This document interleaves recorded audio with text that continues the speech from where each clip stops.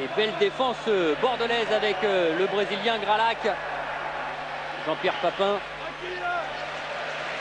Le bruit de bataille de milieu de terrain actuel. On essaie de prendre le dessus une équipe sur l'autre, mais ça ne va pas être facile dès le départ de ce match.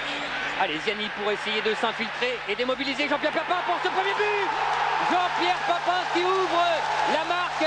Et on parlait avec Albert de cet opportunisme de Jean-Pierre Papin et surtout de cette touche de balle. Elle était là pour tromper Bernard Lamarque. Très présent dans les 18 mètres. Il pique au premier poteau, c'est son habitude, c'est sa force. Et il coupe la trajectoire du centre de Ziani et il marque. À savoir aussi que Bordeaux a étalé très vite.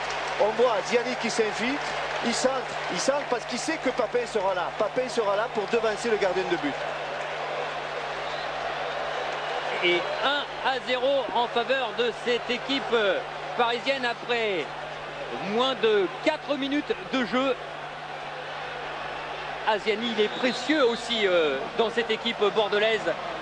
C'est un meneur de jeu, c'est quelqu'un qui sait déposer des ballons sur la tête de ses partenaires, qui sait donner des ballons en première intention et surtout en qualité.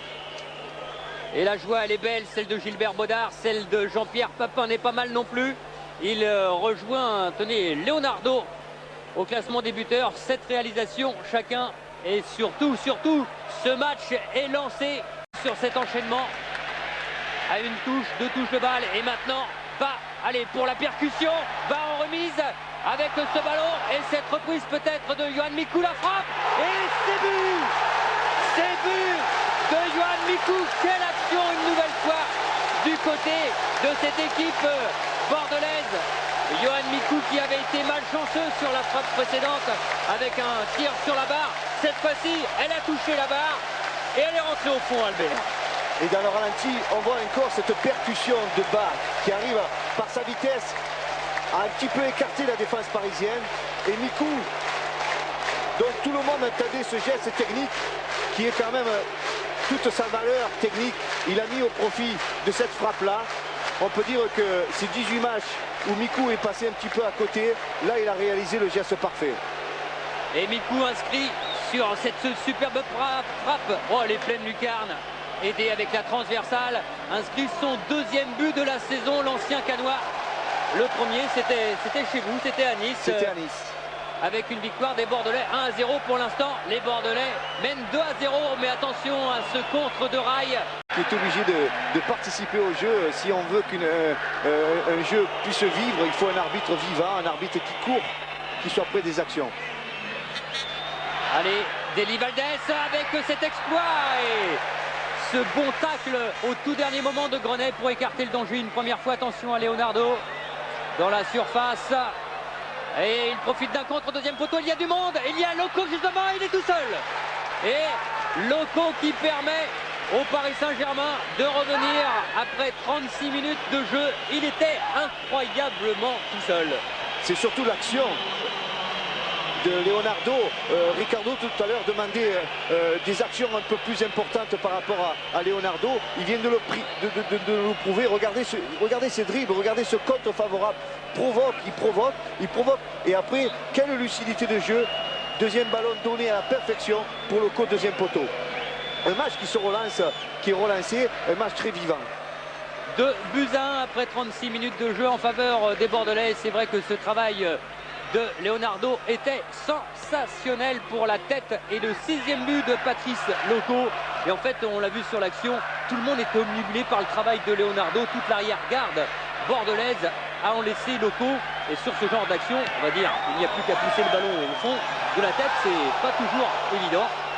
Le carton, il a été vraiment -1, Leonardo, d'être averti.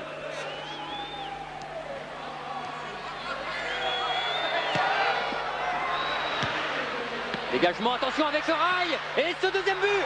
Oh là là, cette erreur du Paris Saint-Germain. Et le 2e but de Rail qui donne pour l'instant le score du match nul. Oh, ça a été rapidement et il peut s'en vouloir. Cyril Demoro, il est blessé également sur cette action. Le Bordelais, mais ça a jeté un coup de froid et ça a vraiment surpris. Ce but, 2 buts avec à chaque fois des Brésiliens. Les 2 Brésiliens se sont mis en route et c'est vrai aussi que par rapport à cette équipe, on sent une certaine sérénité. Même si elle était menée 2-0, on sentait qu'elle était en difficulté, mais elle était toujours présente sur le terrain et dans l'esprit du jeu. Mais quelle détermination et surtout qualité technique de Rai qui arrive à bien contrôler son ballon, à mettre un très bon ballon dessous le gardien. On voit cette amortie de poitrine et on voit qu'il est très bien dans sa tête, bien équilibré, et il met le ballon là où il veut. Du côté là où il sent que le danger n'est pas présent, et c'est un grand geste de gardien. Allez, Colleter dans la surface de réparation, le penalty. Le penalty pour cette faute sur Patrick Colleter. Faute de Jimmy Algerino, juste à l'entrée de la surface de réparation. Et les Bordelais qui vont pouvoir avoir peut-être l'occasion de revenir au score. On revoit avec vous, Albert. Algerino qui arrive un petit peu en retard, qui a le tort de se jeter, mais Colleter est arrivé jusqu'au bout de son action. Il a poussé son ballon pour éviter le tacle, mais malheureusement, Algerino a frappé. Cette semaine, c'est Gralac qui a tiré. Cette fois-ci, c'est Papin. Et Papin marque 3-2 pour les Bordelais. Le doublé pour Jean-Pierre Papin. Son 8e but de la saison. Et le match de nouveau relancé avec une nouvelle fois le Paris Saint-Germain qui part mal dès le début de cette deuxième mi-temps. C'est étonnant parce que penalty de Papin, et Papin rate très peu de penalty. Il met assez fort et surtout en hauteur, empêchant le gardien de pouvoir saisir le ballon. Mais ce qui est étonnant, c'est que cette équipe de Paris n'est pas arrivée à être bien dans sa tête à la mi-temps. Et c'est Bordeaux qui est encore qui est bien rentré dans ce match, qui a eu 2 ou 3 bons ballons en première mi-temps, et il arrive ce qu'il arrive, penalty, concrétisation. Papin va certainement sortir. Vous avez vu le geste. Papin s'est fait mal, sans doute au mollet, ou alors il souffre au niveau physique, mais il a demandé à sortir. Oui, des crampes. Des crampes pour Jean-Pierre Papin, alors que Loco, lui, n'en a pas. Et il essaye d'en profiter avec au deuxième poteau d'Eli Valdés, c'est le but. Oh là là là là là, le but de Julio César d'Eli Valdés, dont on disait que l'on n'avait pas vu beaucoup le Panaméen depuis le début de cette rencontre. Albert, c'est bien souvent comme cela, quand on ne voit pas un joueur, eh bien, il se fait plus petit pour rebondir au meilleur moment. Et l'appréciation de Loco par rapport à ce centre, il sent que Deli Valdés est un joueur très fort au niveau aérien, et il dépose la balle assez haut pour que Deli Valdés puisse dominer le duel et mettre son coup de tête qui est quand même assez rageux et assez fort. Regardez la force qu'il a pour mettre le ballon dans la lunette. Jean-Pierre Papin, justement, on vous parlait de ses crampes, les voilà. Et c'est sur l'action, pendant que Jean-Pierre était en train de s'étirer, que les Parisiens ont marqué à placé, puisqu'il y a vraiment, on a l'impression d'assister à une attaque défense. Ah, c'était tellement visible. Ce qui n'était pas visible, c'est que Roche là sur ce ballon, eh bien perd le ballon. Attention avec cette occasion pour Biagio, et le 4e but, le voilà, le 4-3 prédit par Jean-Pierre Papin. Et sur cette énorme faute, malheureusement pour lui, d'Alain Roche, Biagio marque le 4e but. C'est fou. C'est tout simplement sensationnel. Sensationnel aussi le pronostic de Jean-Pierre Papin qui annonce 4-3. A-t-il raison, a-t-il tort? Mais au moins, il a quand même donné la possibilité à son équipe par rapport à son état d'esprit de marquer ce 4e but. Et un changement du côté de Roland Courbis. Oh là là, on va le revoir. Regardez, le ballon qui avait été dégagé une première fois. Christian? Oui, Lucien. Oui, c'est Toys qui va faire son entrée sur le terrain.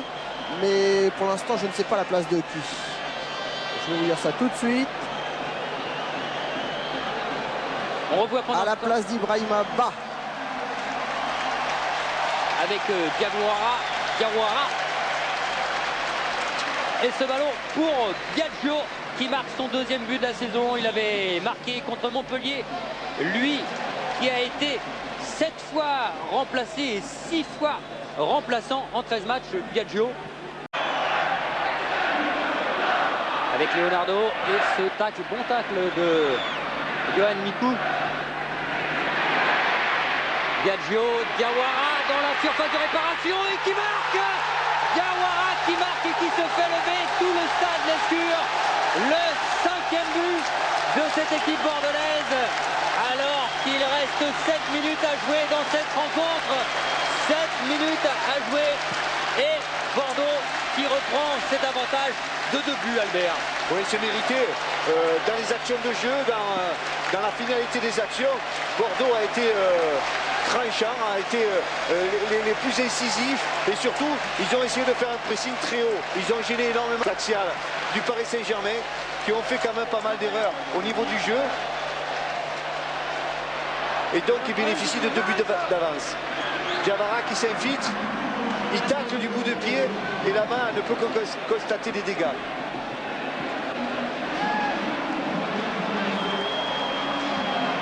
C'est mis millimétré de la part de Biagio.